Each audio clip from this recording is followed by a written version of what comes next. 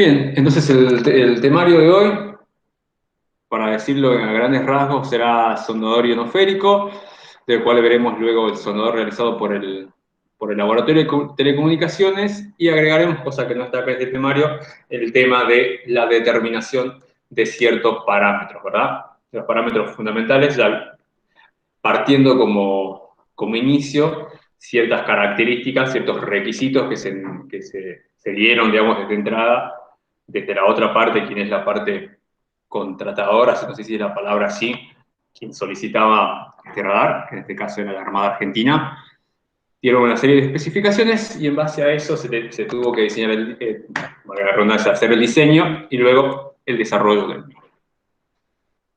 Bien, entonces, ¿qué es este sondador ionosférico? El sondador ionosférico tiene como principal misión el estudio de lo que se denomina como ionosfera terrestre.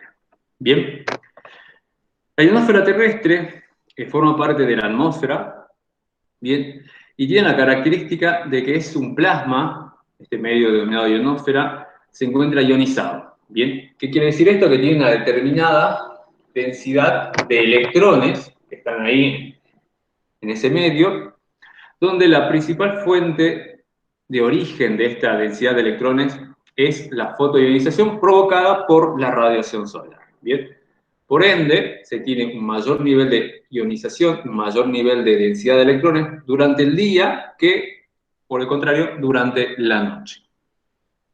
En promedio, esta ionosfera terrestre está obviamente hacia arriba de nosotros, en altitudes o alturas, como quieran llamarlo ustedes, desde los 500 kilómetros desde los 50 kilómetros hasta alrededor 500, 400 kilómetros de altitud.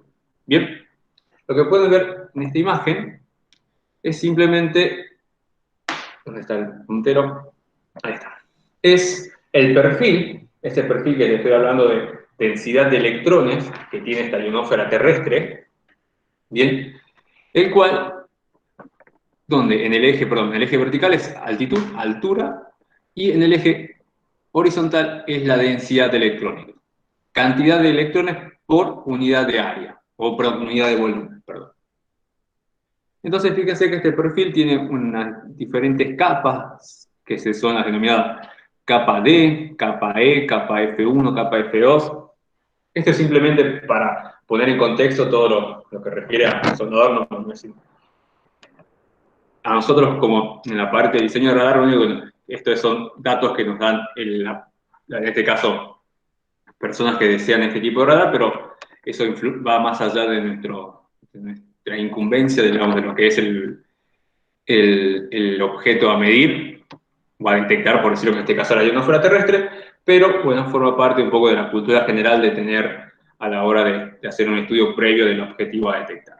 Bien, ¿qué sucede? ¿Qué tiene de interesante esta ionosfera y por qué se le estudia tanto?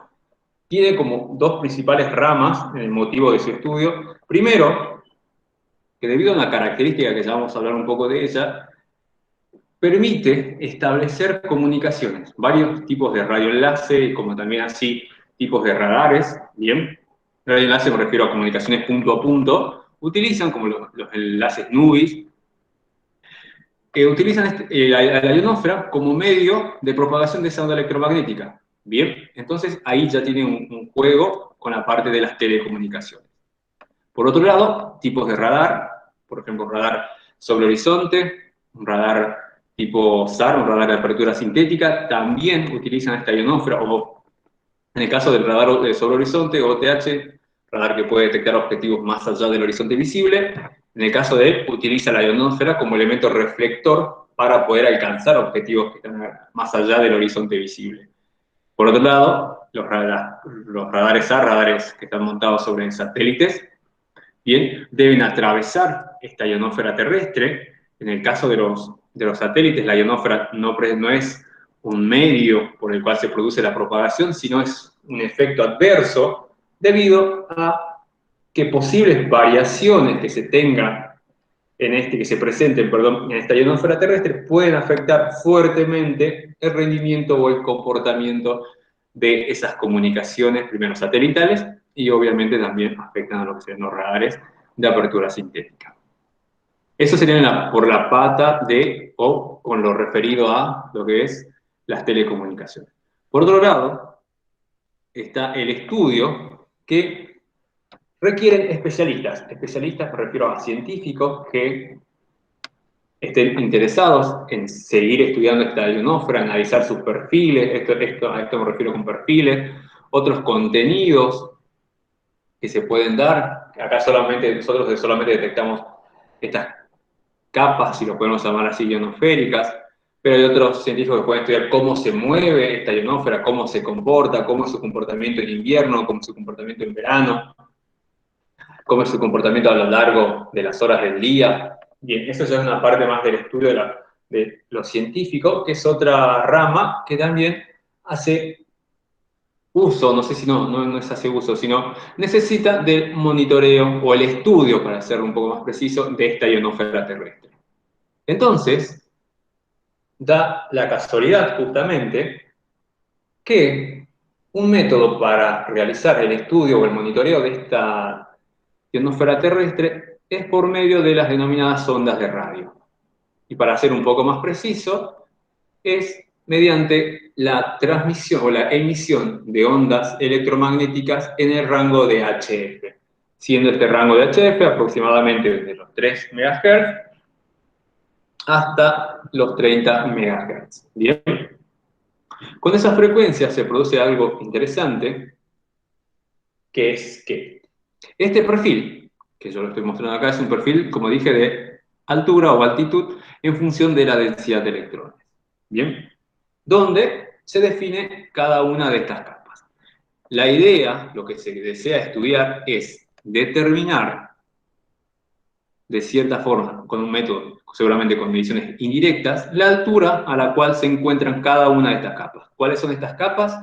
Son esta capa D, la capa E, la capa F, la capa F1, la capa F2, que se encuentran listadas aquí.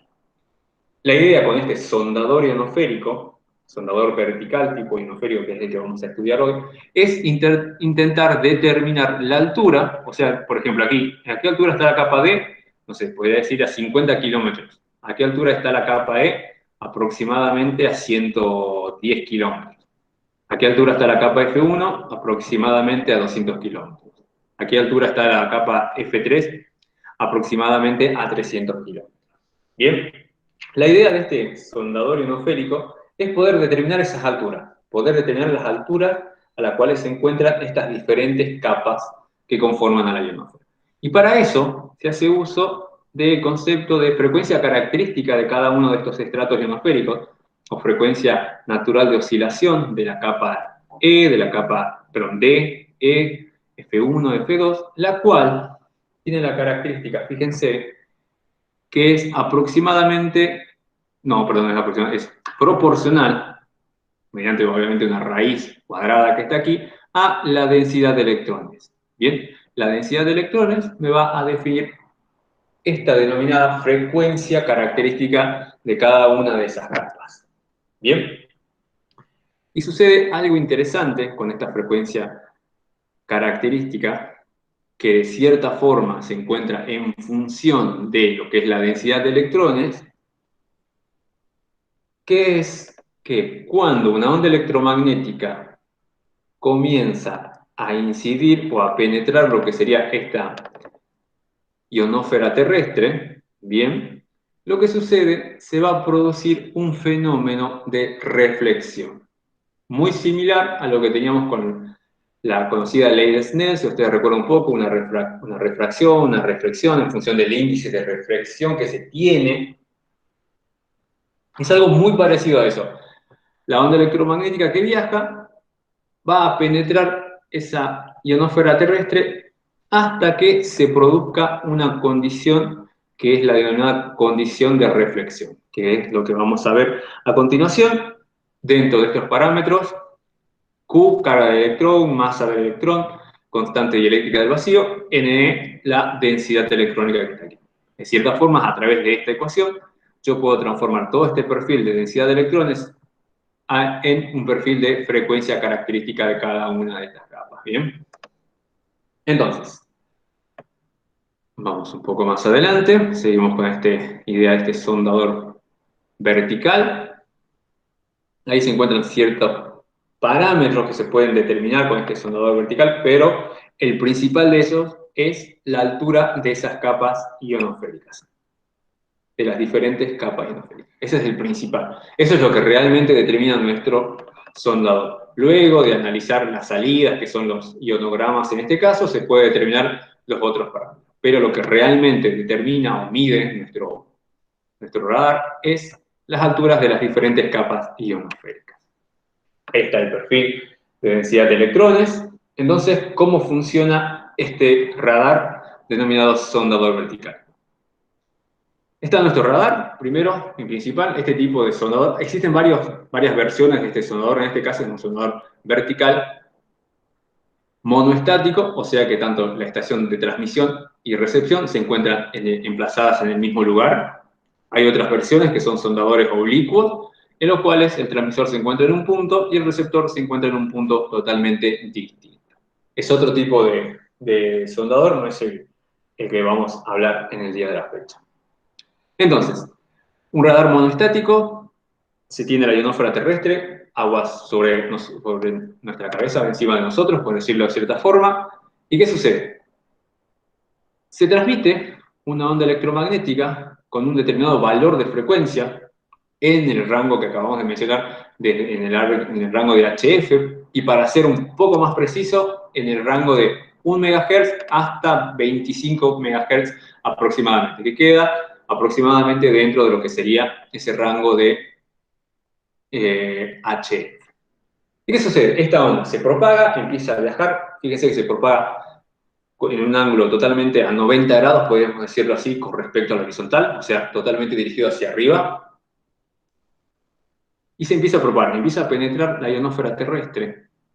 Y lo que va a suceder, fíjense que en un cierto punto se va a producir el fenómeno de reflexión, como si hubiera encontrado algún objeto o algo en esto, que sería lo que está aguas arriba de nosotros, la ionosfera, y se produce la reflexión, volviendo nuevamente esa onda hacia nuestro radar y captada por lo que sería nuestro receptor.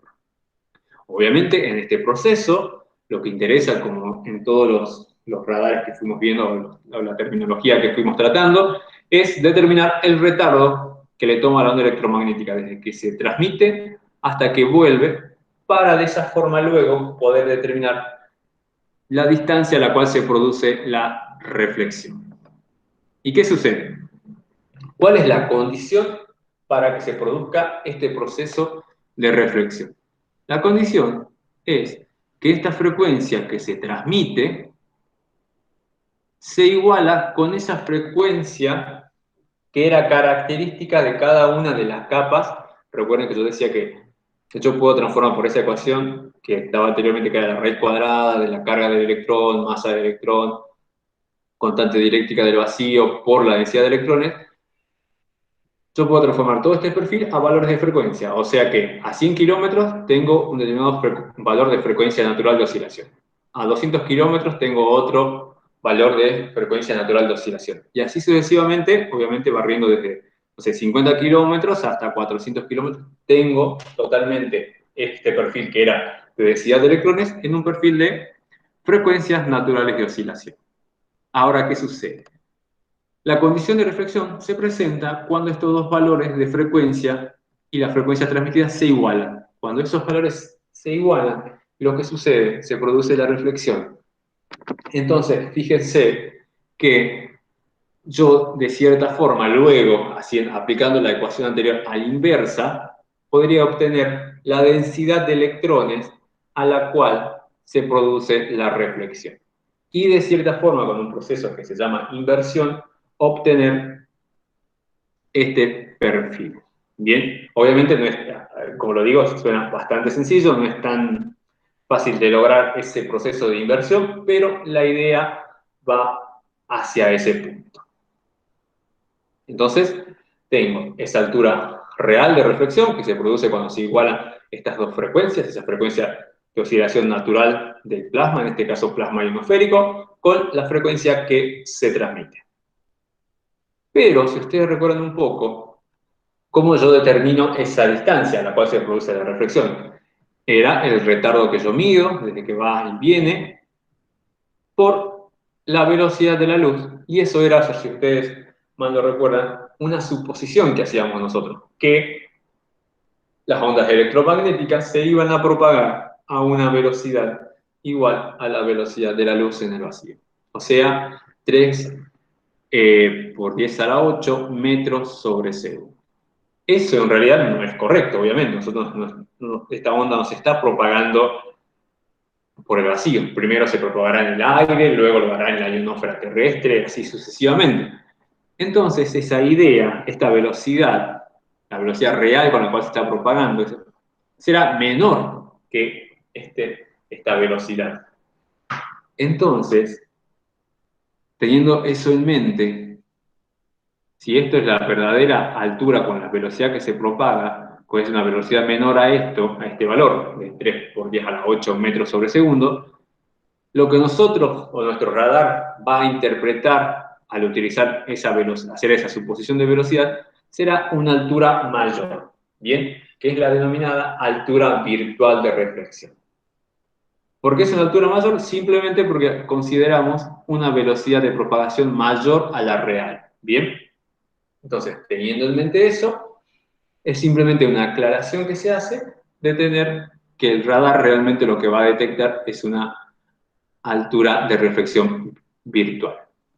Simplemente que surge todo de considerar como velocidad de propagación a la velocidad de la luz en el vacío. Entonces, ¿qué sucede? Yo obtengo ese valor de altura virtual, lo puedo trasladar, como ya le dije, con el proceso de inversión y obtener este perfil de densidad de electrones. Bien, esa es la idea a grandes rasgos del principio de funcionamiento de este radar denominado radar radar sondador ionoférico. Bien, entonces vamos un poco más adelante.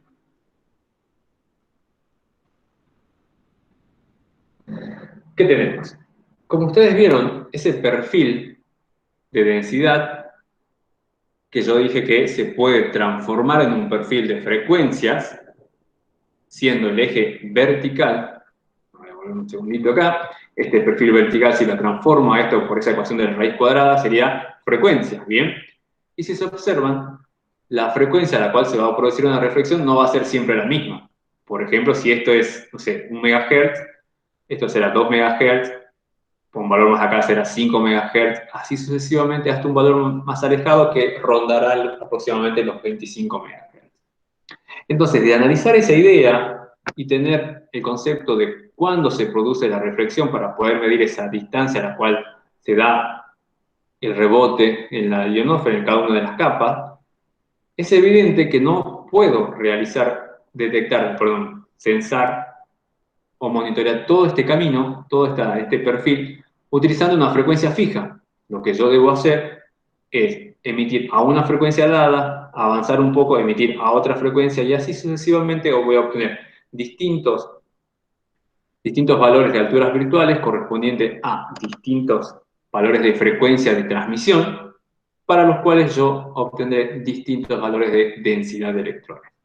Bien, para lograr barrer este perfil desde el valor más pequeño al valor más alto, debo sí o sí hacer variable mi frecuencia transmitida.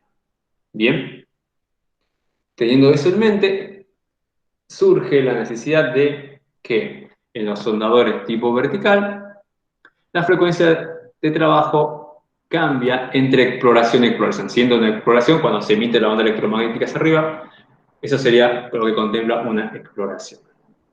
Y el rango entre el cual van a variar esta frecuencia de exploración, esta frecuencia de trabajo, frecuencia de portadora, como ustedes quieran llamarlo, va a rondar los valores que hablábamos al inicio, entre 1 MHz hasta 25 MHz.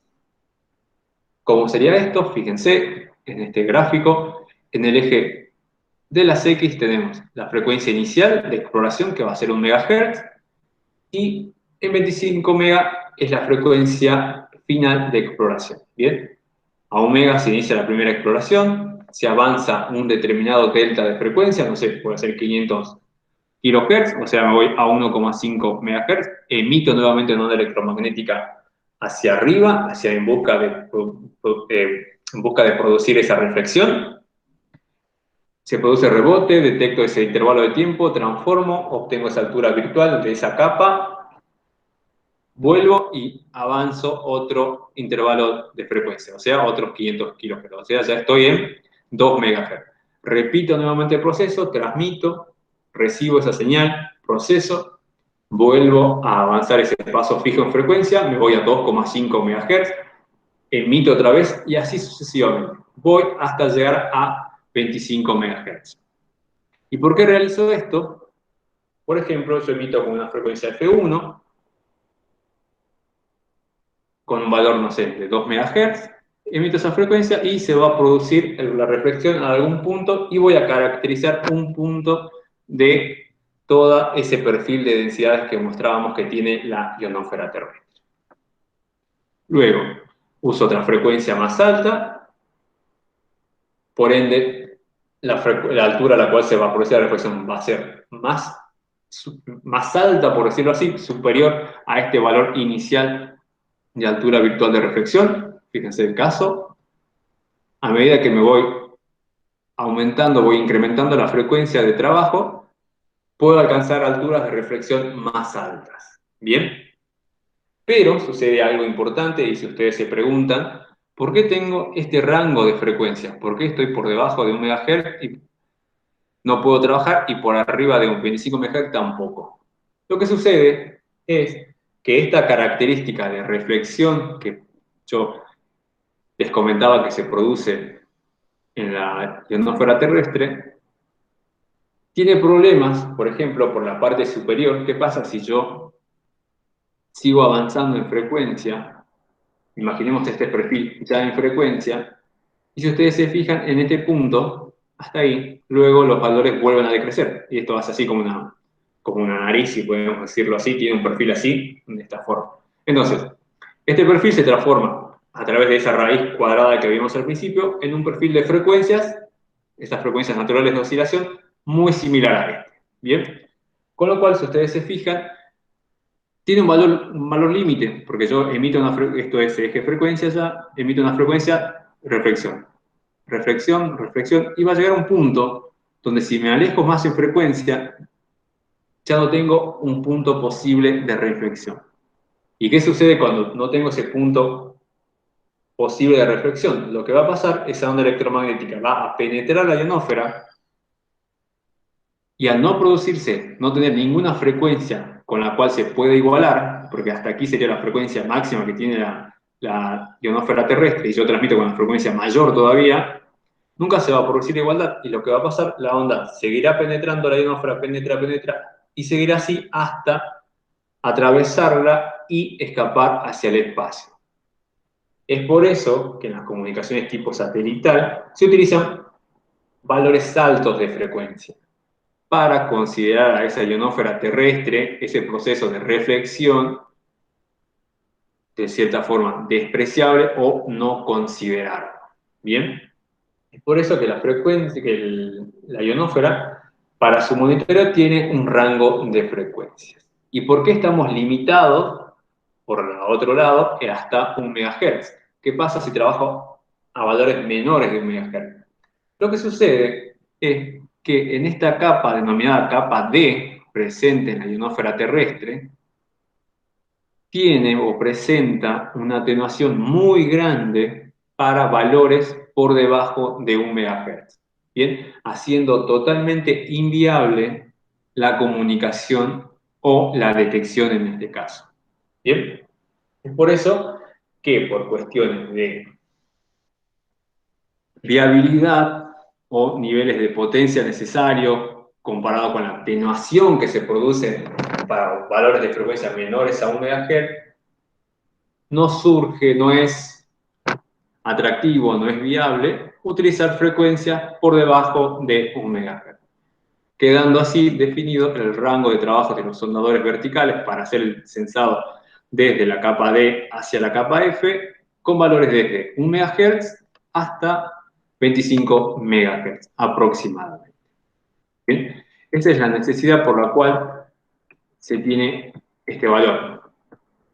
Si yo utilizaría, este es un megahertz, utilizo un valor más pequeño, no sé, por ejemplo, 500 kilohertz, esta onda directamente, debido a esa fuerte atenuación, el eco reflejado va a llegar, perdón, al receptor con valores muy pequeños, casi imperceptibles. ¿Bien? ¿Y qué sucede si me voy por arriba? Esto es 25 MHz por 30, o sea, 40 MHz.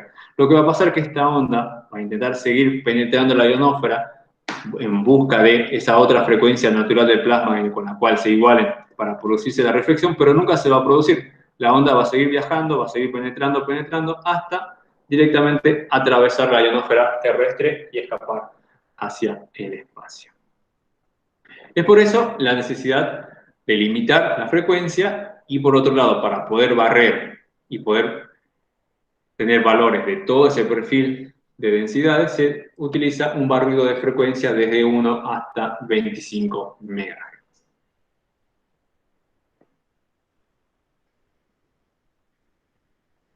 Bien, entonces, ya de cierta forma, ya sabemos cuál es la tarea fundamental de este sondador, que es determinar esas alturas de esas capas ionosféricas.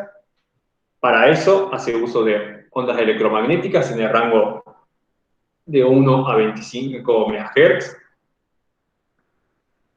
teniendo problemas si nos pasamos a ese máximo, como así si estamos por debajo del valor mínimo, y teniendo en mente que se realiza un barrido de frecuencia para lograr la lectura de todo el perfil ionosférico. Bien, lo que vamos a ver ahora es un simple ejemplo de cómo es este principio de funcionamiento. Imaginemos que tenemos el barrido, elijo una exploración cualquiera que va a ser a 3,5 MHz. Yo emito esa onda electromagnética hacia arriba, se va a propagar, se va a reflejar en algún punto donde se produzca la igualdad entre esa frecuencia que yo transmití de 3,5 MHz con la frecuencia de oscilación del plasma, que también debe ser 3,5 MHz. Cuando eso se iguala, se produce la reflexión y vuelve una onda electromagnética. ¿Bien? Mi radar, como cualquier radar, está anclado en tierra, emite una onda, larga el cronómetro, empieza a medir el tiempo. Sigue viajando, está viendo el receptor todo el tiempo y empieza a recibir. ¿Qué va a pasar?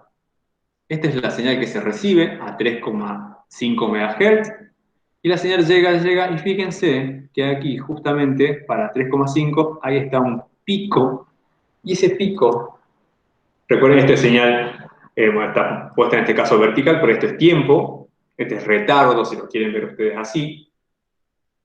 Y este pico, luego de pasar, recuerden ese filtro adaptado del que hablábamos en la clase pasada, lo que hacía me mostraba un pequeño pico, un pulso, un delta de Dirac que me daba la pista de que ahí se produce una reflexión. Entonces, ahí tengo el pico S, luego lo paso por un detector, digo, sí, esto es una detección que se produjo en una capa ionosférica, determino el retardo, digo, y esa capa ionosférica estaba a tal altura, a tal altitud. Obtengo eso, y esas detecciones logradas con este sondador se representan en lo que se denomina ionograma, que es el esquema de visualización que tienen los sondadores ionosféricos. ¿Qué forma tienen estos ionogramas? Luego, obviamente, aquí lo que detecté fue retardo, con la famosa ecuación velocidad igual espacio sobre tiempo, transformo en esas denominadas alturas virtuales que llamábamos en un eje. ¿Y cómo es este ionograma? Tiene en un eje vertical altura, en este caso alturas virtuales para ser un poco más exacto, porque recuerden que lo determina en base a asumir que la velocidad de propagación es 3,8 metros sobre segundo, y por otro lado, sobre el eje de las X se tiene frecuencia. ¿Qué frecuencia? La frecuencia de exploración sería esta frecuencia, desde 1 hasta 10 MHz, en este caso, por decir un valor simple. Mientras sea menor a 25, no va a haber ningún tipo de problema.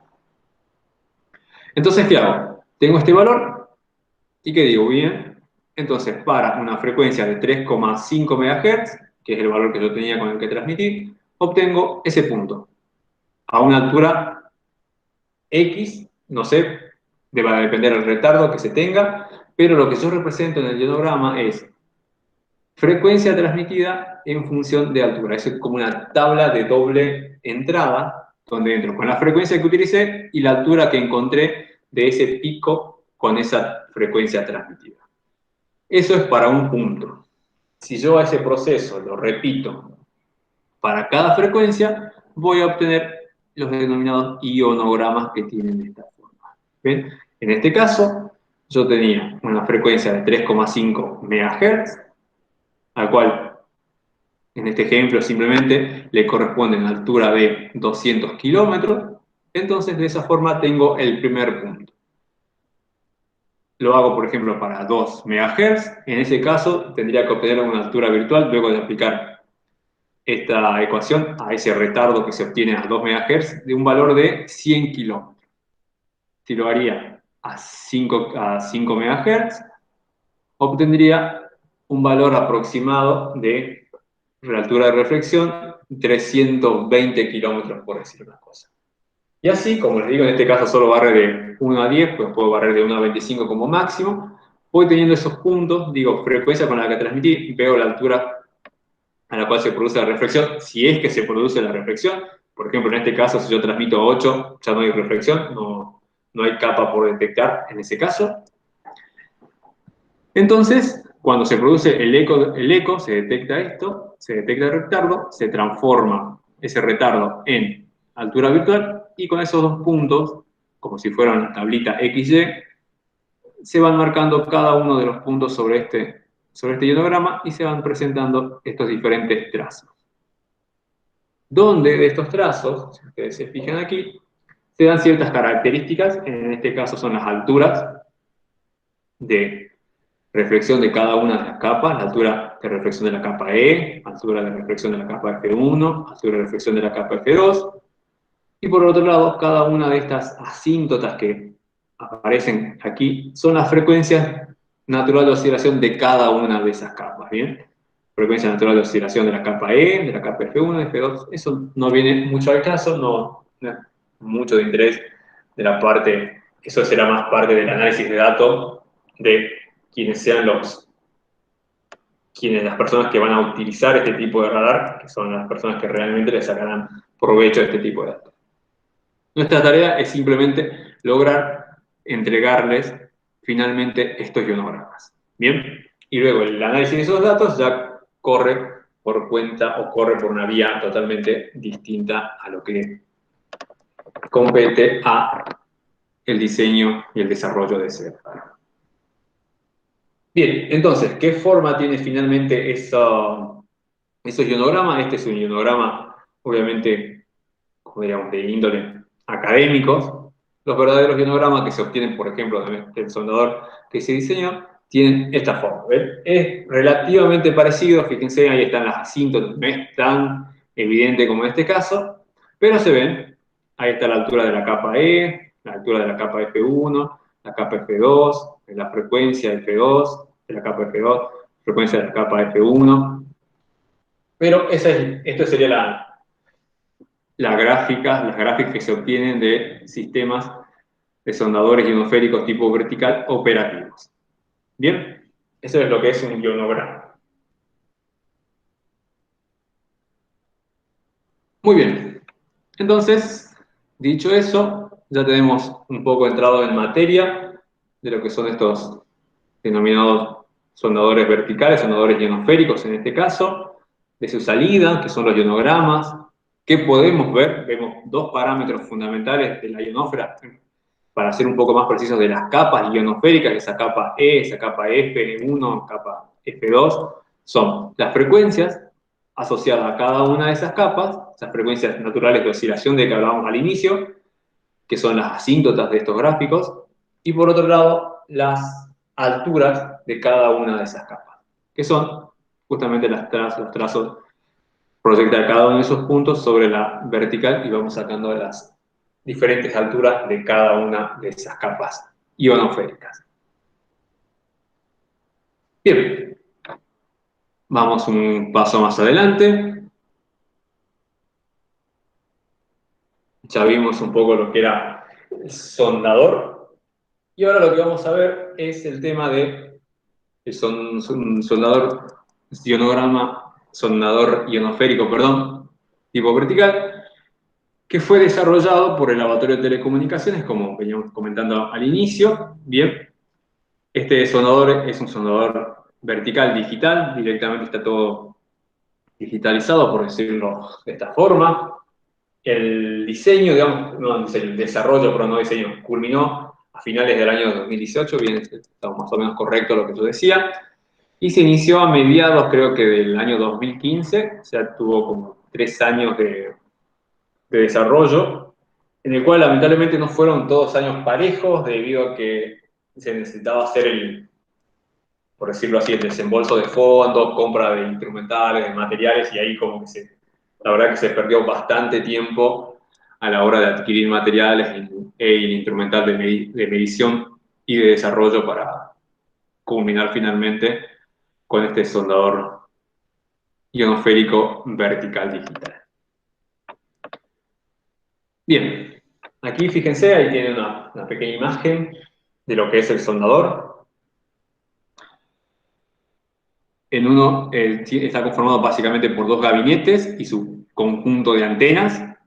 Y en un gabinete tenemos la parte de receptor y de control, que es la parte central, el corazón de este radar, que controla ya sean temas de sincronismo, temas de ventanas.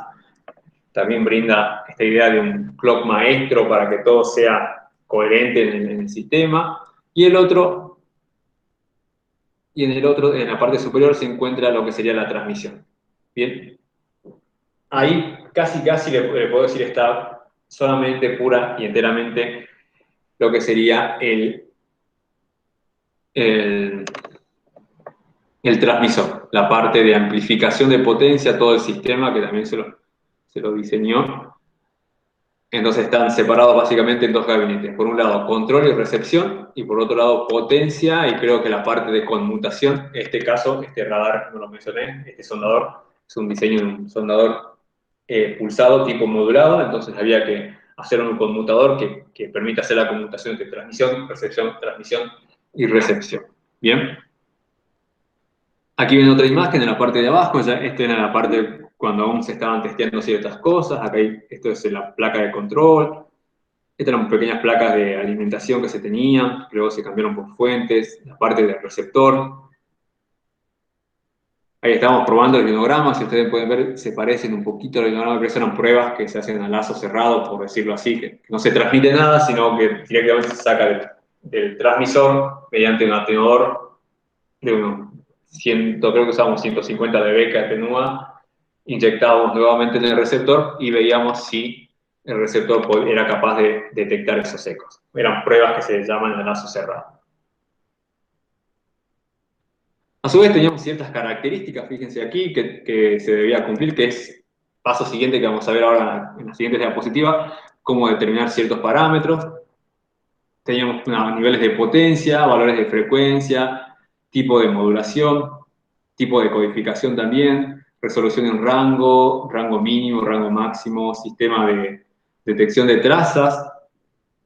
Eso se implementó también en la parte de interfaz de usuario, que directamente esos valores que lo podíamos leer a mano de un holograma, con un sistema de detector de trazas los podíamos automatizar y directamente hacer el procesamiento de imagen y te digitalizaba las curvas, porque en realidad estos son archivos GIF, si no me equivoco, lo que entrega, digamos, si no hay forma de, entonces con procesamiento de imagen, podíamos digitalizar las curvas y así obteníamos el valor de esas alturas virtuales y esos valores de frecuencias naturales de oscilación de cada una de esas capas ionosféricas.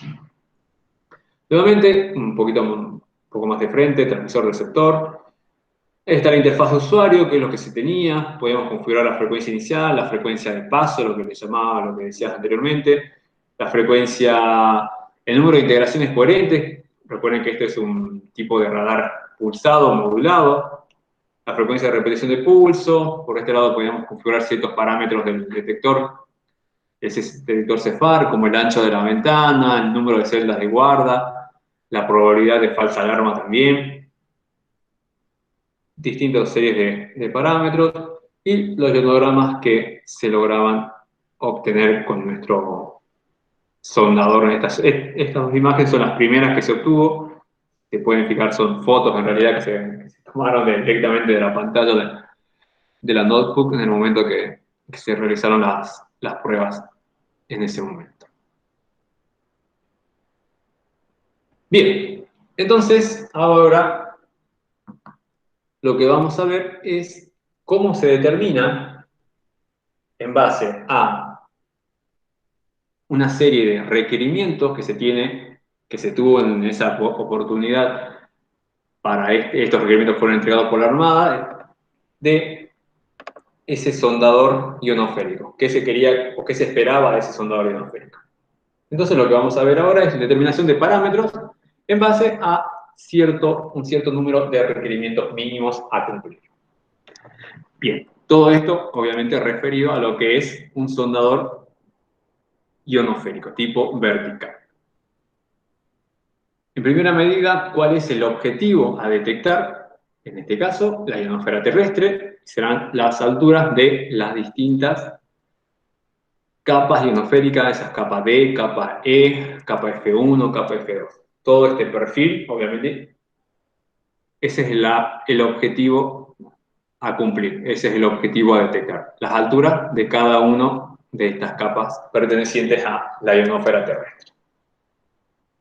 Teniendo eso en mente, se nos daba un conjunto de requerimientos.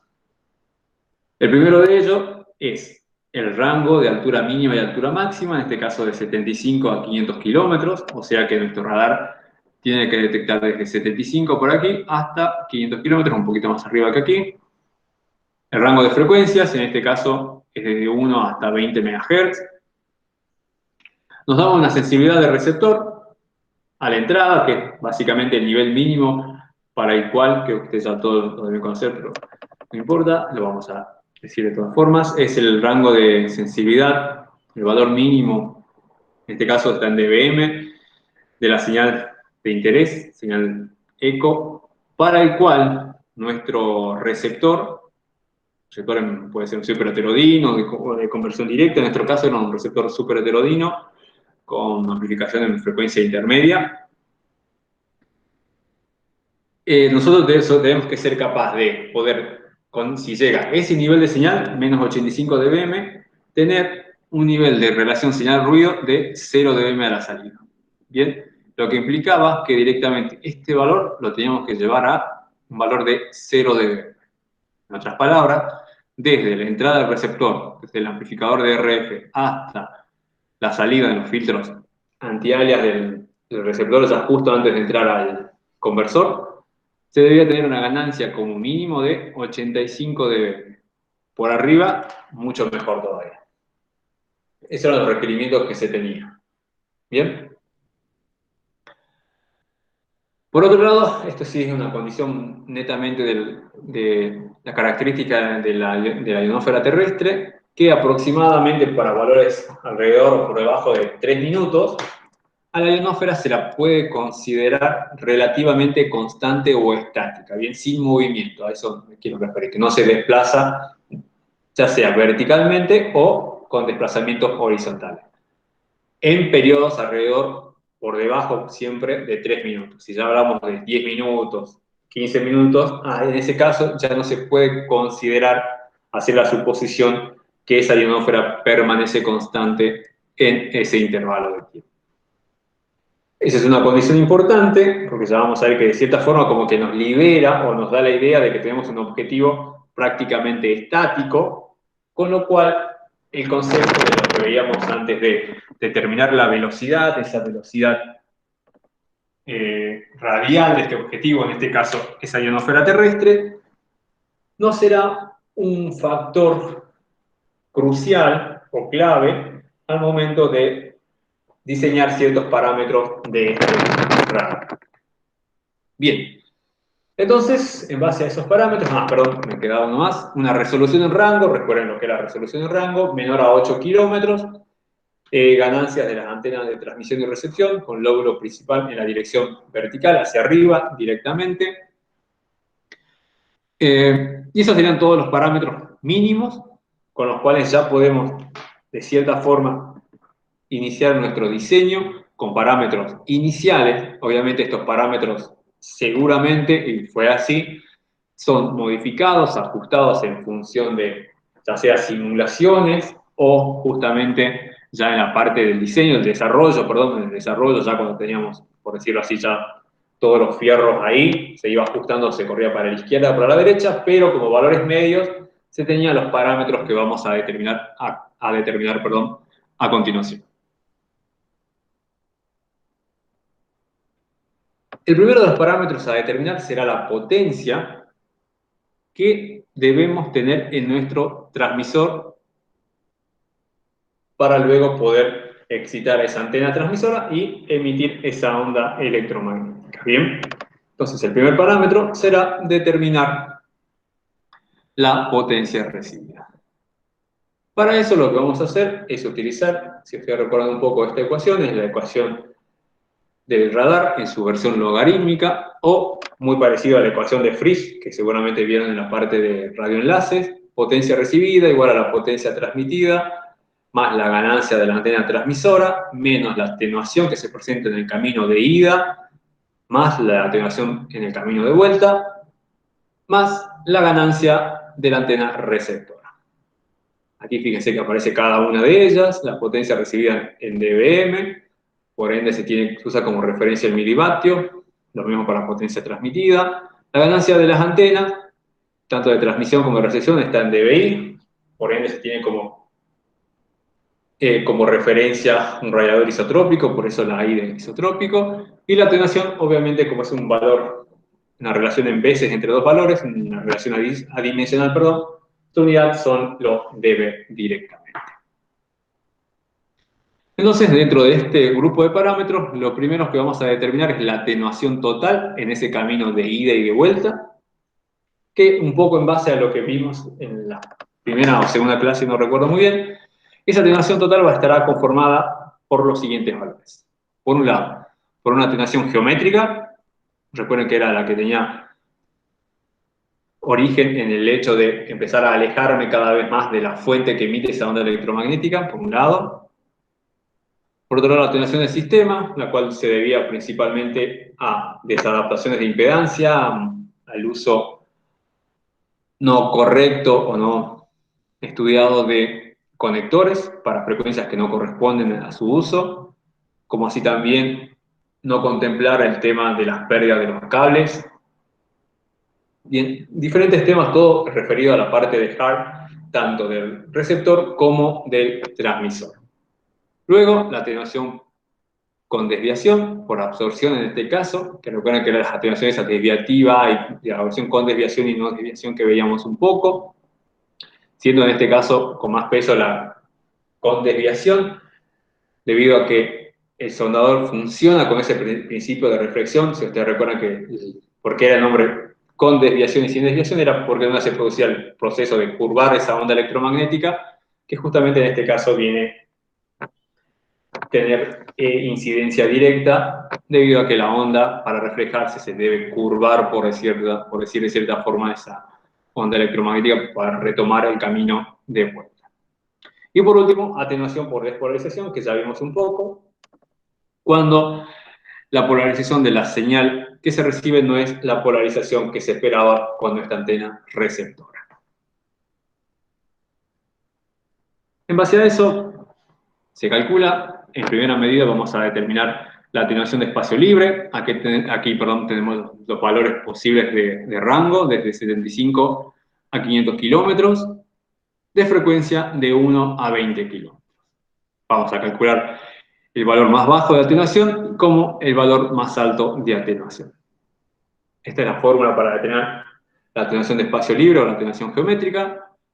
Bien, 32,5 más 20, más 20 por, logaritmo en base 10 de la distancia entre los puntos en los cuales se quiere determinar la atenuación. Y fíjense, esa distancia primero debe estar en kilómetros, y algo importante acá que aparece un 2.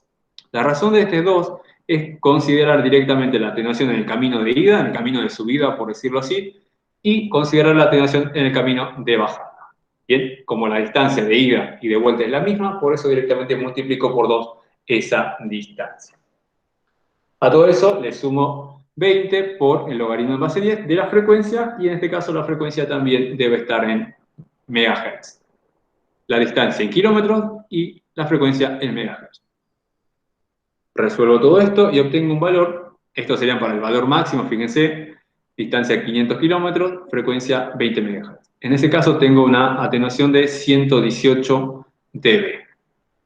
Y para el caso menor, cuando tenga 75 de distancia entre la capa más baja y una frecuencia de 1 MHz, obtengo un valor de atenuación geométrica de 75 dB.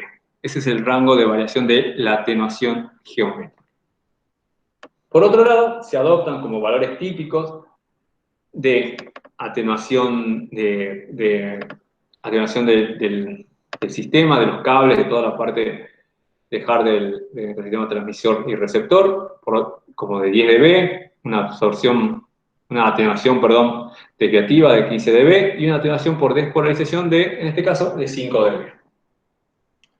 Como ustedes pueden observar, fíjense que la atenuación geométrica es la que presenta mayor peso entre todas estas. Fíjense, acá tenemos 10, tenemos el menor valor contra 75, 15, 5. Bien. Algo que acá sí es importante tener en cuenta, si nosotros comparamos directamente estos valores en dB, obviamente se hace como evidente la diferencia, ¿verdad? Pero recuerden que yo podría verme tentado en simplemente decir, bueno, entonces tomo como mayor peso la atenuación geométrica y la utilizo solamente esa. Pero, si ustedes recuerdan, solamente 3 dB de diferencia entre dos magnitudes ya es el doble de potencia. ¿Bien? Entonces, en esa idea, fíjense, si yo sumo todo esto, hago como 30 dB, que es un valor para nada despreciable. Quizás, si lo analizo contra 118, teniendo en mente los dB, parece despreciable. Pero transformarlo en veces se convierte en valores para nada descartables de cierta manera. Es por eso que directamente sumo todos los valores y entonces estos primeros valores de atenuación geométrica se van a tener un nuevo rango de variación que es desde los 100 dB como valor mínimo hasta 150 dB como valor máximo. Bien, entonces ya teniendo esos valores en mente, vamos un paso más adelante. Y vamos a proceder a determinar ese nivel de potencia transmitida. La misma ecuación que teníamos anteriormente, la ecuación de Friis, si ustedes quieren verla así, en su notación logarítmica, se tenía como datos el valor de menos 85 dBm. Acá, bueno, acá está mal, tiene que ser 150 porque 118 es el valor de la atenuación geométrica. Acá es 150. Entonces ahí se tiene un valor de 150 dB como atenuación. La potencia recibida mínima a la entrada del receptor era un requisito que se nos daba, que era de menos 85 dBm. Vamos a adoptar valores típicos de ganancia de este tipo de antenas, que son 5 dB, porque si no las conocen son antenas de alambre, si quieren verlo así directamente. Es una torre central, aproximadamente de unos...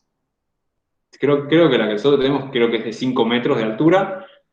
Y lo que se hace directamente, los mismos, no recuerdo cómo se llaman, los tirantes que se hacen para que la torre no se caiga, por decirlo así, que se ponen en las cuatro direcciones, ¿bien? Esos son las antenas, son simplemente alambres. Que si ustedes lo miran de costado y podrían ver los alambres, van a ver unos triángulos con los picos hacia arriba, uno en un vértice, y a 90 grados de ese estará la otra antena, que una es la antena transmisora y la antena receptora. ¿Bien? A ver, acá creo que lo puedo dibujar tranquilamente. Sería algo así. Ustedes tienen... No, esta no es. ¿Dónde está? Sí, porque el dibujo es relativamente sencillo. Tienen la torre y el sistema es así. Viene un cable ahí, otro cable ahí. Esa es la antena, por decir, transmisor. Y ahora, a 90 grados espaciales, está la antena... Uy, salió re mal ese gráfico, pero bueno. receptor. Esto sería, por ejemplo, la antena de transmisión en un sentido y a 90 grados. Aquí se encuentra la antena de recepción. La verdad que no se ve para nada bien. Si ustedes lo vean de arriba, lo que verían es una X así, una cruz, donde este alambre es la antena transmisora y este alambre es la antena receptora. ¿Bien? Hace la casa como hace la idea de una casita, una casa india, por decirlo así, una choza india. Hace esa forma tiene. Y la ganancia típica de ese tipo de antena ronda alrededor de los 5 dB. En este caso, si las antenas son exactamente iguales, como les digo, porque son literalmente los tirantes que sostienen a esta antena principal, a este mástil, perdón, no antena, es una columna, este mástil principal ahí, es. Entonces, en ese clic, una ganancia típica son 5 dB, simplemente. Entonces, teniendo todo eso en mente, lo que hago es procedo a determinar el nivel de potencia transmitido para, en base a estos valores, obtener un nivel de potencia en entrada de receptor de menos 85 dB. Resuelvo esto, obtengo un valor de potencia de 55 dBm, eso basado en watts, es equivalente a 300 watts. ¿Bien? Valor que no es para nada extraño, es un valor relativamente sencillo de obtener. Hay amplificadores de mayores potencias, o sea que no hay ningún problema en ese caso. ¿Bien? Un valor bueno, por decirlo así. Y este valor de potencia de... Aquí hay otro error acá. Acá dice kilowatt, no es kilowatt, es watts.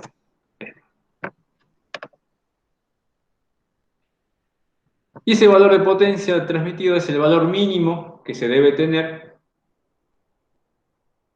para el cual yo obtendría un nivel de potencia en la entrada del receptor de menos 85 dB.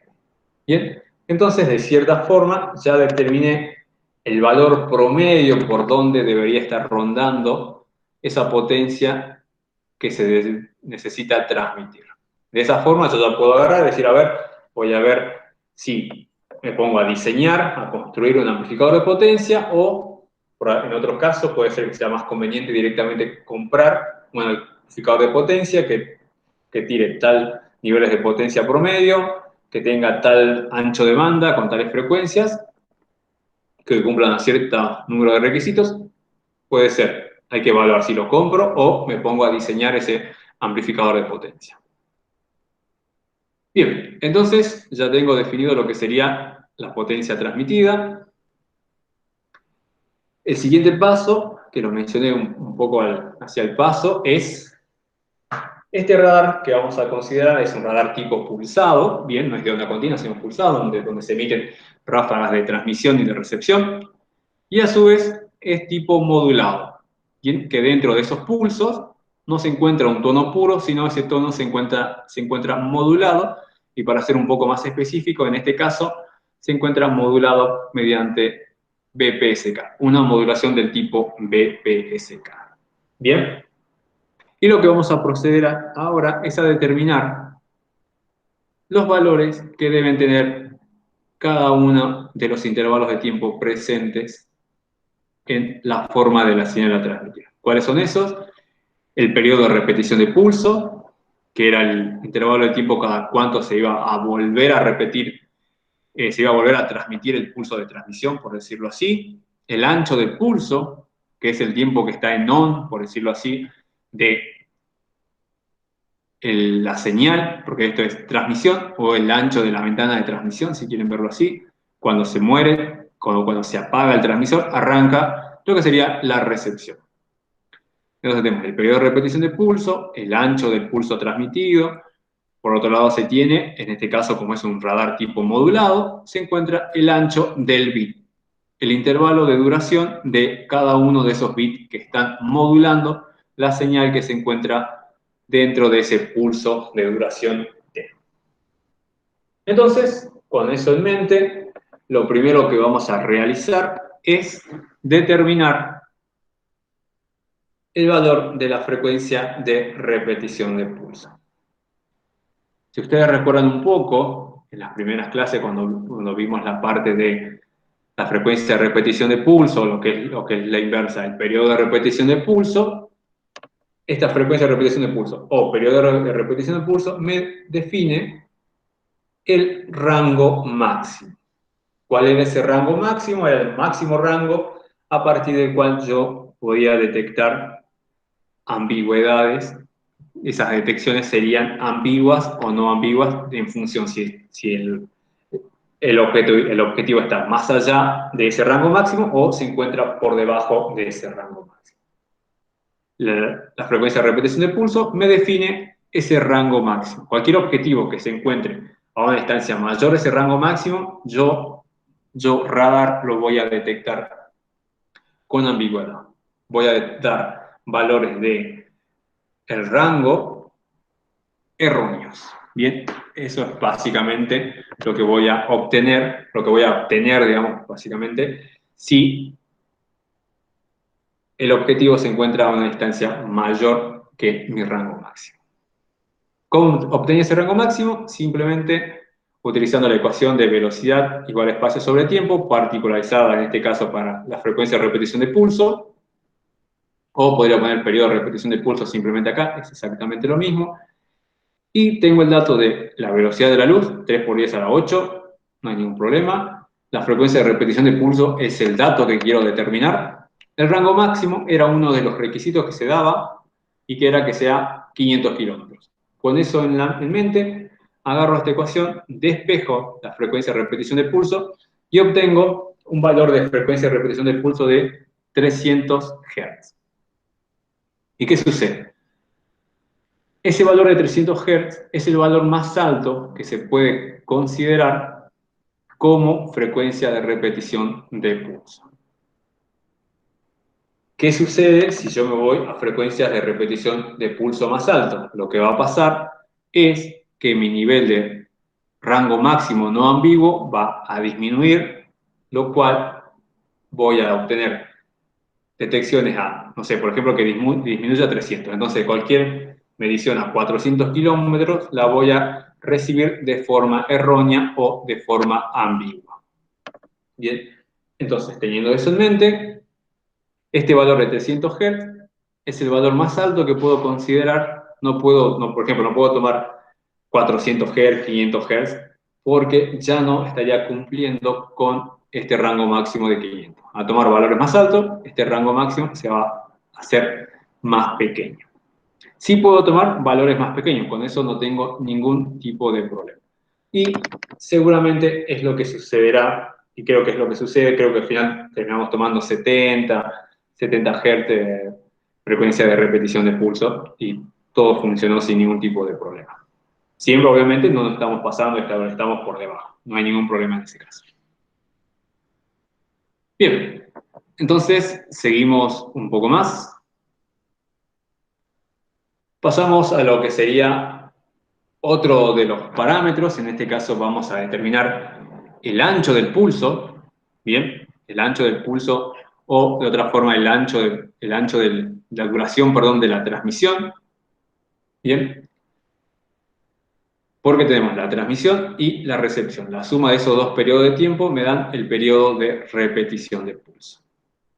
En lo referido a este ancho de pulso T, este ancho de pulso me define lo que era el rango mínimo. En otras palabras, me define la distancia mínima a la cual se puede detectar un objetivo sin ningún tipo de problema. Y si ustedes recuerdan, este rango mínimo tenía origen, o esa distancia ciega tiene origen en el concepto de estar trabajando con radares tipo pulsado, en los cuales se genera esta idea de ventana de transmisión y recepción, que no es otra cosa que ilimitante, es que cuando se transmite no se puede recibir y cuando se recibe no se puede transmitir. ¿Bien? Primero, esa es la razón por la cual surge este concepto de rango mínimo. Bien. Si ustedes recuerdan, simplemente nuevamente aquí la ecuación que vamos a utilizar todo el tiempo es la ecuación básica de radar, velocidad igual espacio sobre tiempo. Particularizo la ecuación para para este ancho de pulso directamente.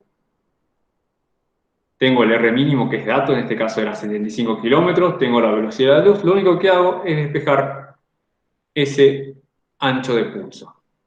En este caso, en esta oportunidad, tengo un valor de 500 microsegundos. Y este valor no es otra cosa que la duración máxima que puede tener este ancho de pulso. Si se utilizara pulso más ancho, lo que va a pasar es que se perderán detecciones. Al usar un ancho más largo, por decirlo así, este T se alargaría hasta aquí, lo que sucede es que ese rango mínimo se va a ir a valores más altos. Ya no voy a tener 75 kilómetros, sino voy a tener, por ejemplo, 100 kilómetros. Entonces, ¿qué pasó? Al usar ancho de pulso más largos, lo que sucede es que me quedé ciego, por decirlo de cierta forma, no puedo ver valores desde 75 hasta 100 kilómetros.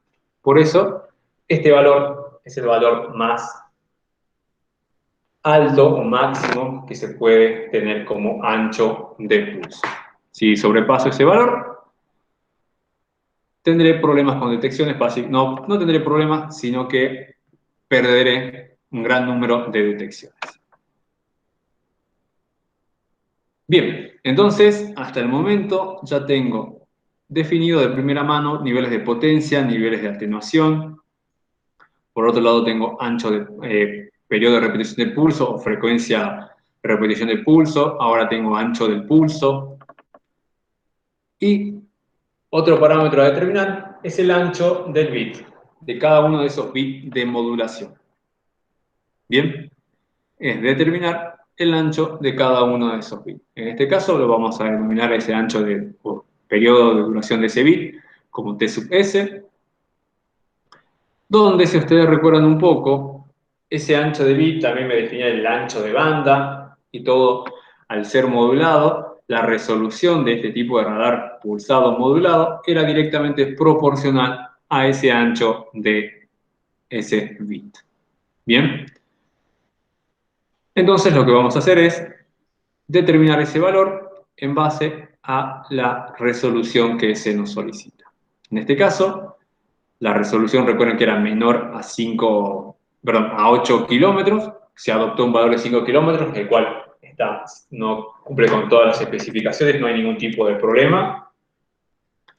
Entonces, todo es dato, utilizando nuevamente la ecuación de la velocidad igual a espacio sobre tiempo, despejo ese valor de ancho de pulso y obtengo un valor de 33 microsegundos.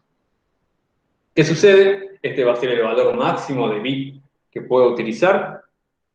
Si en caso yo utilizara anchos de bit mayores, 40, 50 microsegundos, lo que va a pasar, tendría resoluciones ya no iguales a las que estoy teniendo, ¿bien? Tendría resoluciones de menor calidad, o sea, ya no podría distinguir entre dos objetivos a 5 kilómetros, sino solamente, o sea, a 10 kilómetros, por decir una cosa. Empeora mi resolución si llegara a utilizar anchos de bits mayores a 33 microsegundos. Ya no podría cumplir con este criterio o con este dato, con esta especificación de resolución en RAM.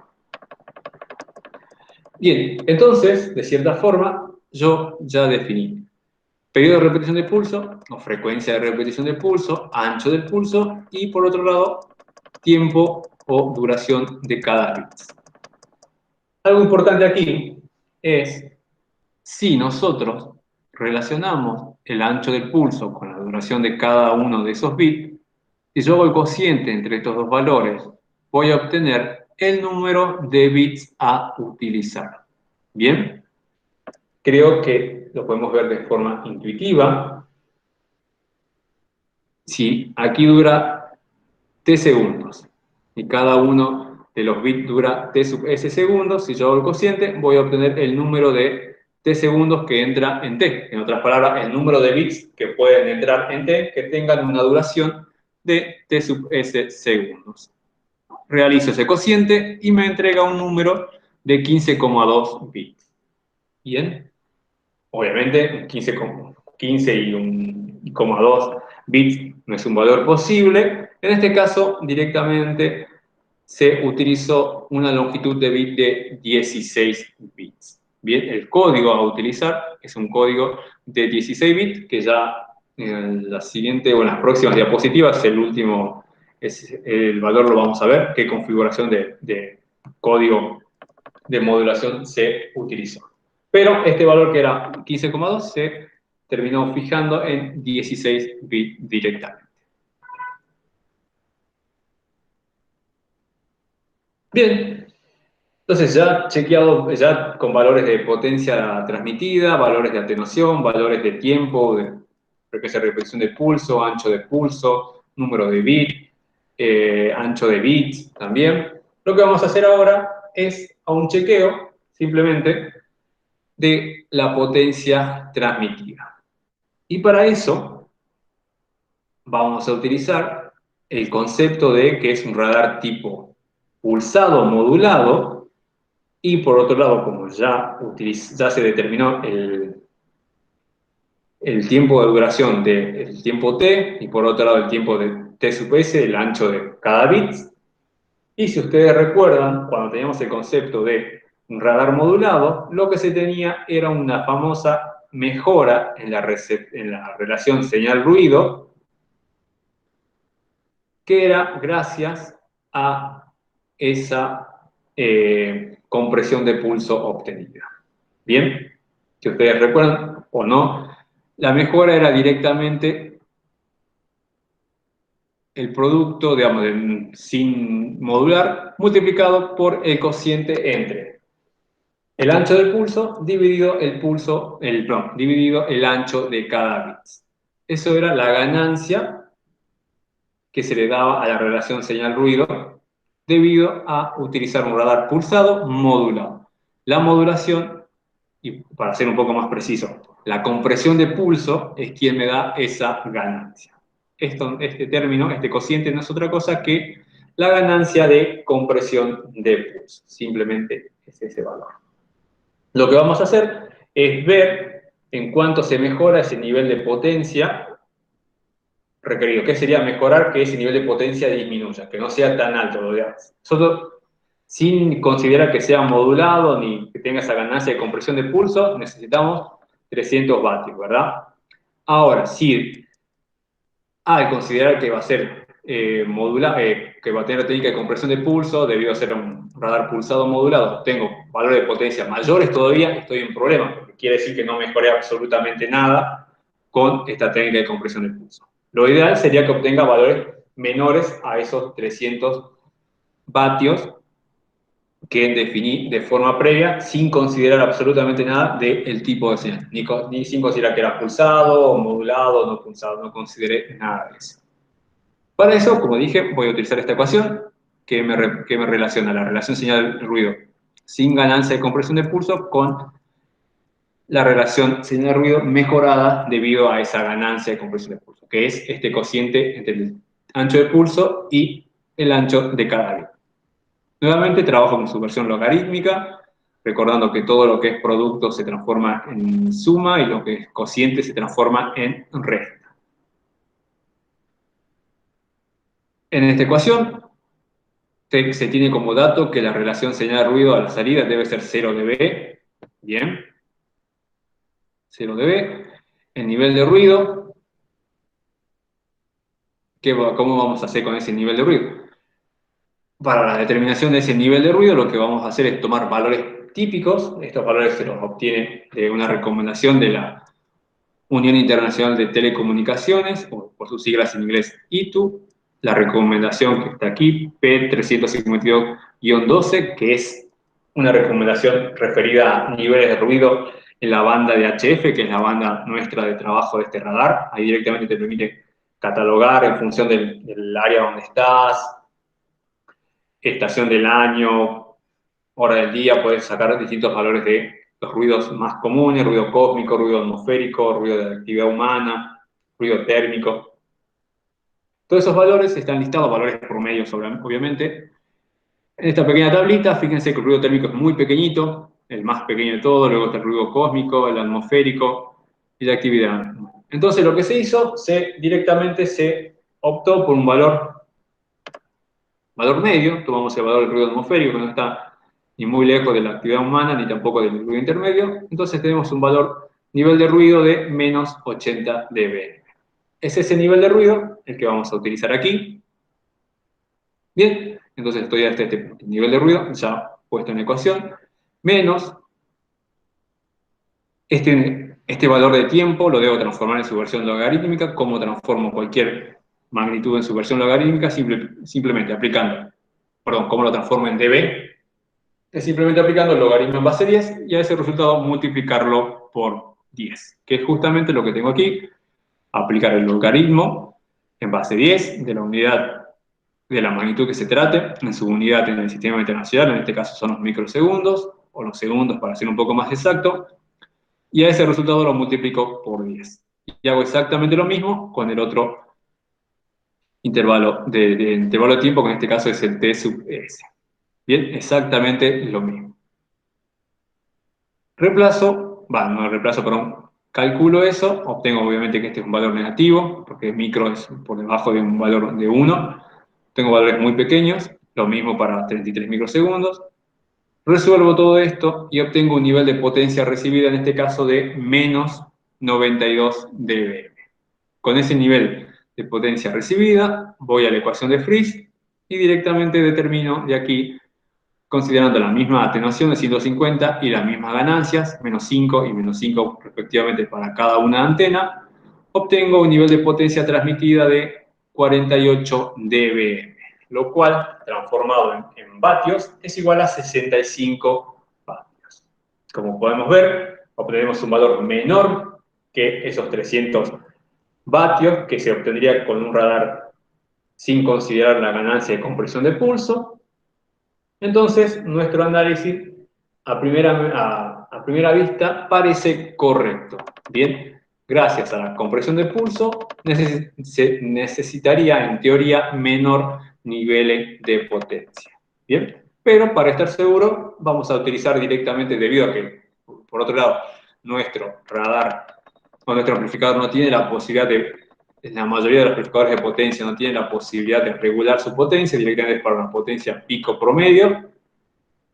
Vamos a trabajar directamente con ese valor de 300 vatios del transmisor, pero teniendo ya en mente que ese valor obviamente se va a reflejar en niveles mayores de señal recibidas en el receptor, lo cual a nosotros nos favorece fuertemente porque las señales estarían por arriba de nuestro umbral mínimo de recepción del receptor.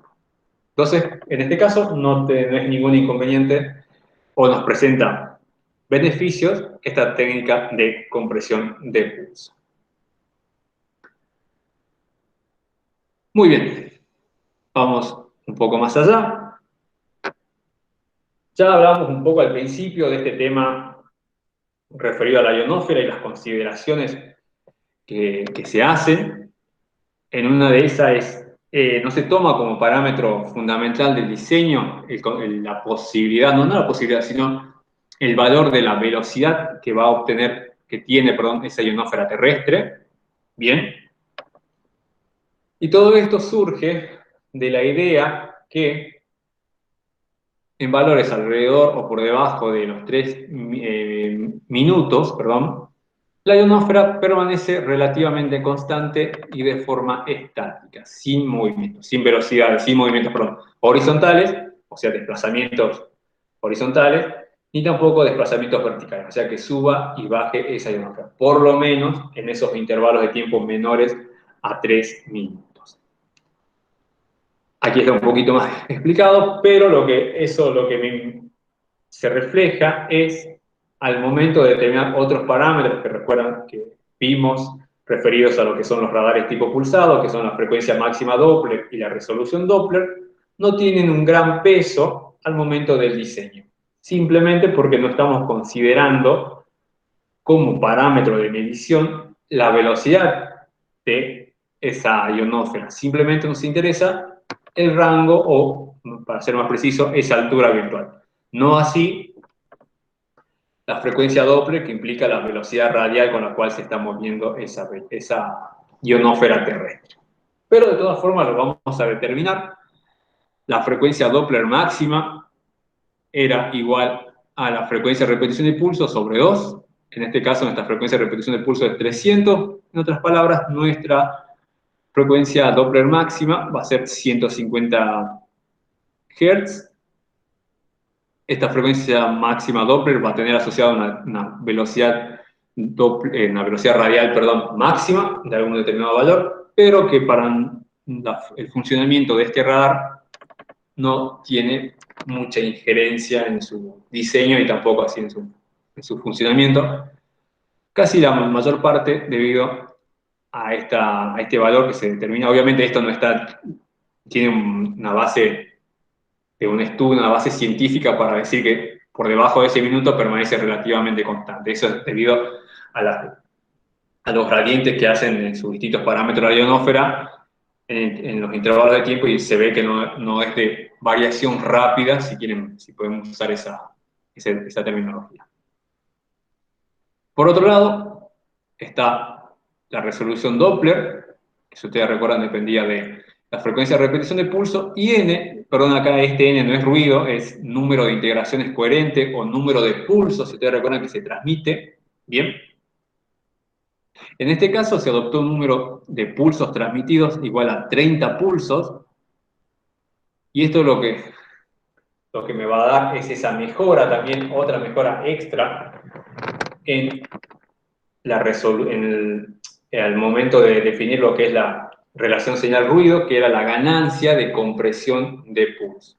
Bien, es otra ganancia que se logra también al tener sistemas tipo pulsados, debido a que se disparan n pulsos. Al sumar o al integrar todos esos pulsos, yo tengo una ganancia igual al número de pulsos integrados. Bien, en este caso se tomó un valor de 30 pulsos. ¿Por qué se tomó este valor? Lo que se hizo fue un análisis, una simulación de ver en cuánto mejora esa relación señal-ruido a medida que voy aumentando el número de pulsos. O sea, cuánto aumenta la relación señal-ruido al aumentar un pulsito. O sea, bueno, arranco con 1, arranco con 2, luego con 3 pulsos, así. Lo que sucede es que al principio, para los primeros pulsos, aumenta de forma genial, pero llega un valor donde la mejora en esa relación señal-ruido debido a utilizar un pulso más no es apreciable o no es lo suficientemente grande de tal forma que sea aceptable tener que volver a transmitir nuevamente una señal. Entonces, eso se determinó y quedamos en un valor alrededor de 30 pulsos, con lo cual aún se tenía una buena, se tiene, perdón, una buena ganancia de integración coherente. Teniendo eso en mente, y la frecuencia de repetición en pulso, tengo una resolución Doppler de 10 Hz. Resolución Doppler de 10 Hz. Como les dije anteriormente, estos parámetros, por ejemplo, la frecuencia máxima no es muy relevante para este tipo de radar, por las suposiciones que ya estuve hablando un poco aquí. En el caso de resolución Doppler, sus parámetros tampoco están determinados debido a una necesidad de poder determinar velocidades, cosa que no hace este tipo de radar, o sea, estos parámetros, como dije, no aplican directamente a este radar. Dentro de ellos, el número de integraciones lo obtengo en este caso gracias a el nivel de ganancia de integración coherente que uno desee en su sistema. Simplemente desde ese punto se analizó en este tipo de radar, donde la determinación de la frecuencia, de la velocidad de movimiento de esa ionosfera terrestre no es un parámetro fundamental. Muy bien. Y ya para ir terminando, ya esta es la penúltima diapositiva si no me equivoco, vamos a ver un poco el código utilizado. Bien, y recuerden que estamos transmitiendo tipo señales pulsadas, bien, moduladas. O sea, para lograr esa modulación, en este caso modulaciones BPSK, se utiliza una secuencia binaria, códigos, por decirlo mal y pronto, y en este caso se utilizaron una configuración de códigos complementaria, o sea que son dos códigos, cada uno de 16 bits respectivamente. Recuerden que teníamos un valor de 15,2, directamente se tomó 16 bits. Y el tipo de código que se utilizó es un tipo de código complementario. Ya vamos a ver por qué fuimos por ese tipo de código. Bien, algo importante a destacar es que al momento de analizar las bondades de un código, ya sea este código que se llama complementario, hay otros códigos que se llaman Golai, otros códigos que se llaman Barker, otros que se llaman Franga y así, N códigos de tales longitudes, y cada uno tiene prestaciones mejores o peores con respecto al otro. Dentro de esas, ¿cómo analizo? ¿Cómo yo puedo ver? Porque obviamente, si yo veo un código, ¿qué no puedo decir mucho? ¿Qué debo realizar ese código en qué debo fijarme? En lo que debo fijarme es en características que tenga la función de autocorrelación del código. ¿Qué es eso? Es correlacionar consigo mismo, perdón, el código y ver características de esa correlación. En otras palabras, si ustedes se fijan aquí abajo, está la autocorrelación de cada código consigo mismo. Si ustedes recuerdan, una de las características que se buscaba con la correlación era obtener un pico, ese delta de Dirac, que yo pudiera determinar o que me dé la pista en el momento de realizar la detección. Es decir, aquí, mira, aquí puede ser que se produce un eco. Tiene esa forma, es correcto, bien. Y algunos parámetros importantes que debo obtener de esta función de correlación son dos cosas. Por un lado, el lóbulo principal, que es el lóbulo de mayor amplitud, por decirlo de cierta forma, y por otro lado son los lóbulos secundarios. Acá, bueno, tenemos estos dos, sean lóbulos secundarios principales, luego tenemos más y más n lóbulos secundarios, ¿verdad? Pero un gran punto de vista es ver los lóbulos principales, secundarios. Otra característica también es importante ver la relación entre estos lóbulos principales y secundarios, ver qué tan grande es uno con respecto al otro, o sea, o qué tan chicos son los lóbulos secundarios con respecto al lóbulo principal. Todos estos picos, cuando yo realice la correlación, van a aparecer. Recuerden que la correlación yo realizo entre la señal que recibo, que está toda ruidosa, toda fea, con una copia de este código, que es la señal que yo transmito. Esa correlación, cuando se encuentre el eco que está volviendo, se va a producir, obviamente, ideal, va a tener esta forma, pero como va a ser ruidosa, va a tener una forma mucho peor, fea. Entonces, estos picos pueden crecer un poco los lóbulos secundarios, lo mismo que estos segundos lóbulos que están por aquí, pueden crecer. Entonces, es importante minimizar al máximo esas amplitudes de esos lóbulos secundarios. Bien, entonces, como decía principalmente, algunas de las características es ver la amplitud del lóbulo principal, amplitud del lóbulo secundario, relaciones entre esos lóbulos principales y secundarios. Y otra cosa es la ganancia de compresión de pulso, que si ustedes recuerdan cuando veíamos aparte una de las ventajas de utilizar compresión de pulso, aparte de utilizar bajas potencias y mejorar la resolución al mismo tiempo, era la mejora en la relación señal-ruido debido a la ganancia de compresión de pulso. Y esa ganancia de compresión de pulso no era otra más que, era igual a el número de bits que tenga el código utilizado. En otras palabras, cuando el código sea de mayor longitud, tendría asociada una mayor ganancia de compresión de pulso. ¿Bien? Pero obviamente, eso es solamente viendo la ganancia. Hay que ver si, por otro lado, las correlaciones, los lóbulos principales, los lóbulos secundarios, son coherentes o son aceptables a una longitud determinada, X, no sé, mayor a esto, 32 bits, algo por el estilo. Hay que analizar esas dos características. Bien, entonces acá tengo, fíjense, las dos autocorrelaciones. ¿Y qué sucede con este código autocomplementario? Que tiene la característica, fíjense, acá están las autocorrelaciones del código 1 y el código 2. La característica que tiene es que si yo sumo estas dos autocorrelaciones, cosa que sucede en la parte de aquí abajo. El resultado de esa suma es la señal en rojo. Fíjense qué sucede con todos esos lóbulos secundarios pequeñitos que teníamos a los costados. Se anulan. ¿Bien? Se anulan totalmente. Se potencia aún más el lóbulo principal, un poco más los lóbulos secundarios, pero tengo esa ventaja, fíjense, de lo que yo tenía aquí, con muchos picos que, pensando luego, cuando venga toda esa señal ruidosa, estos picos, por la aleatoriedad de las otras señales de ruido, interferencia y clatter, lo que puede pasar es que estos picos aumenten. Y acá, como que de cierta forma, limito esa situación al eliminar todos esos picos, lóbulos secundarios, si los queremos llamar así, provenientes pura y exclusivamente del código utilizado. ¿Bien? Es por eso que se utiliza una configuración complementaria, un código 1 y un código 2.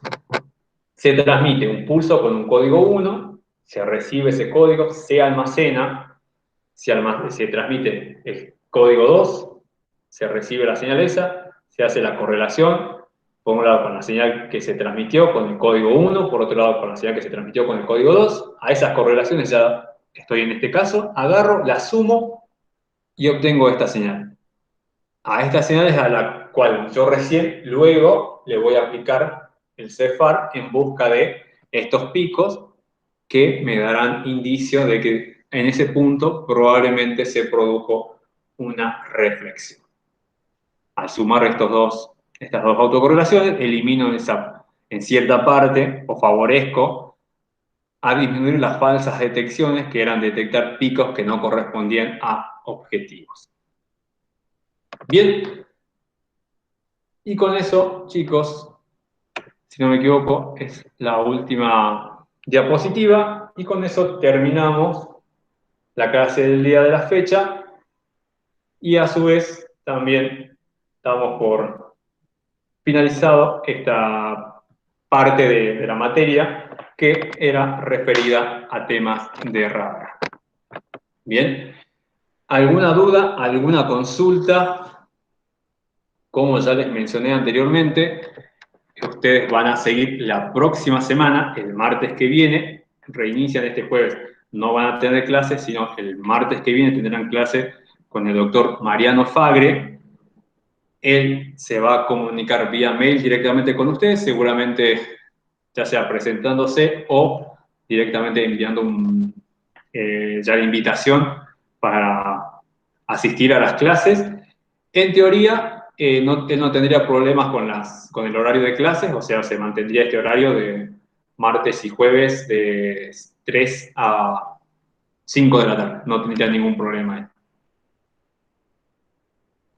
Bien, dicho eso, ¿alguna duda, alguna consulta que quieran realizar? Ustedes me dicen. ¿Algún comentario que quieran realizar también? ¿Por qué no?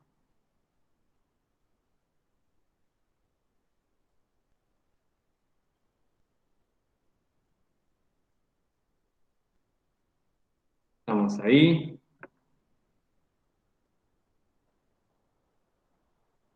Dejo de presentar.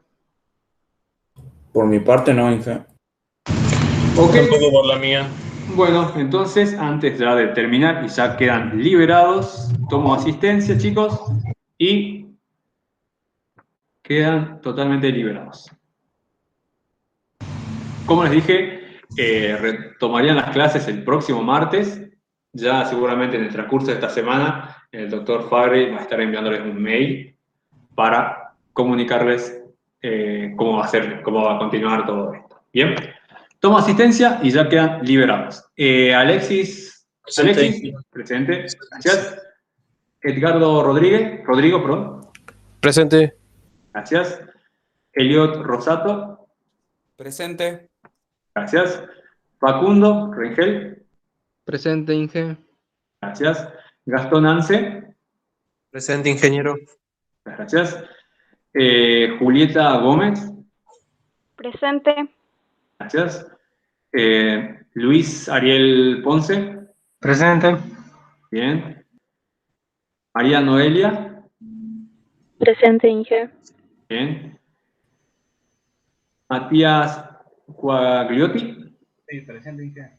Gracias. Osvaldo Nicolás Domínguez. Presente, ingeniero. Gracias. Renzo Villani. Presente, ingeniero.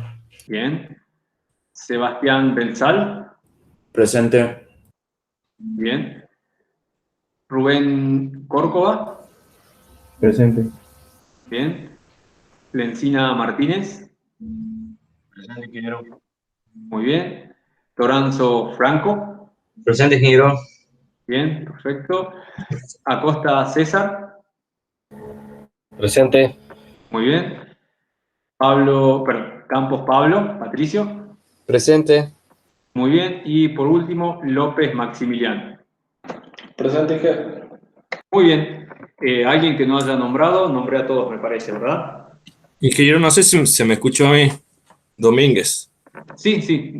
Sí, no tengo ningún ausente, así que sí. Sí, Bien, perfecto. estás. Bueno, chicos, con eso damos por finalizado esta parte. La verdad que un gusto. Gracias por estar presentes en esta parte de la materia. Y nada, chicos, les deseo éxito, que lleguen a buen puerto con todo esto. Esperemos pronto vernos las caras en vivo y en directo. En algún momento. Bueno, chicos, eso es todo por mi parte. Muy agradecido. Y nos estaremos viendo. Quedo abierto a cualquier consulta que quieran realizar de la temática.